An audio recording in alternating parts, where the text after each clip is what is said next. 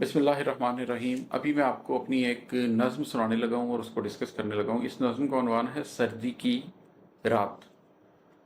अल्लाह ताला ने जो रात का आखिरी पहर है उसके साथ रूहानियत का एक बड़ा ही करीबी ताल्लुक़, बड़ा ही करीबी रिश्ता रखा हुआ है। यही वजह है कि नबी करीम सल्लल्लाहु अलैहि वसल्लम के ऊपर तो अल्लाह ताला ने लाजिम फरमा दिया था कि आपने नमाज तहज्जुद लाजमी अदा करनी है। आप सल्लल्लाहु अलैहि वसल्लम को फॉलो करने वाले जो असहाब हैं उनमें से भी एक बहुत बड़ी तादाद आप सल्लल्लाहु अलैहि वसल्लम के इस तरीके पर चलती रही। यहाँ तक कि कुरान में इस आयत के एक आयत के अंदर इस बात का जिक्र भी है कि अल्लाह ताला जानता है कि आप और आपके साथ मोमिनों की एक जमात वो रातों को खड़े होकर इबादत करते हैं, तो आप इतनी इबादत भी ना करें। कभी 2/3 रात, कभी आधी रात, कभी 1/3 रात इबादत कर लें। कोई सफ़र कर रहा होगा, कोई बूढ़ा होगा, किसी के लिए मुश्किल होगा, तो इन सारी चीज़ों को अकोमोडेट करते हैं। लेकिन इस साथ में एक उसको तहसीन की चीज़ बताया गया कि जितना मुमकिन हो कर लें, लेकिन इसको करें। रात की इबादत आपके सीने को खोलती है, आपके कल्ब को खोलती है। तो ये उस मानी में तहज्जुद के पहर के हवाले से ये नज़्म है। इसका उन्वान है सर्दी की रात। बहुत सर्दी की लंबी रात और ऐसी ठिठरती रात में कंबल में लिपटे जिस्म लेकर जागने वाले।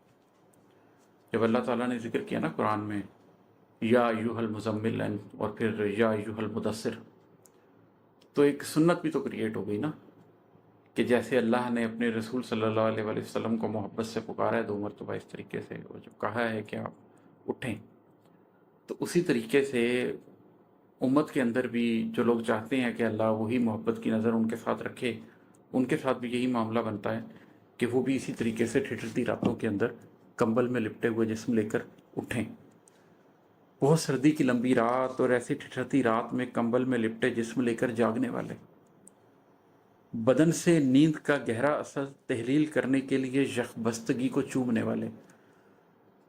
नींद का वो असर भगाने के लिए जब आप उस टाइम वज़ू करते हैं, ठंडा पानी अपनी आंखों पे डालते हैं, अपने मुंह पे डालते हैं, वज़ू करते हैं, हाथों पैरों को धोते हैं, किसी तरीके से वो जो यकबस्तगी को आप चूमते हैं और उससे नींद का उसको असर तहलील करते हैं कि आप गर्म बिस्तर को छोड़ कर उठ से खड़े हों और इबादत करने के काबिल हों।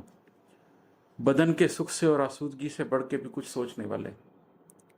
बदन का सुख क्या है? बदन का सुख तो यही है कि गर्म बिस्तर में मिला हुआ है, सोए रहें, आराम से गर्म बिस्तर के अंदर नींद लें। आसूदगी क्या है कि उस गर्म बिस्तर के अंदर सोचते रहें, सोते रहें। लेकिन कुछ लोग हैं जो इससे बढ़कर भी सोचते हैं, वो बदन के सुख से और आसूदगी से बढ़कर भी कुछ सोचते हैं। नहायत मुंजमद अजसाम से कल्बी हरारत ढूंढने वाले।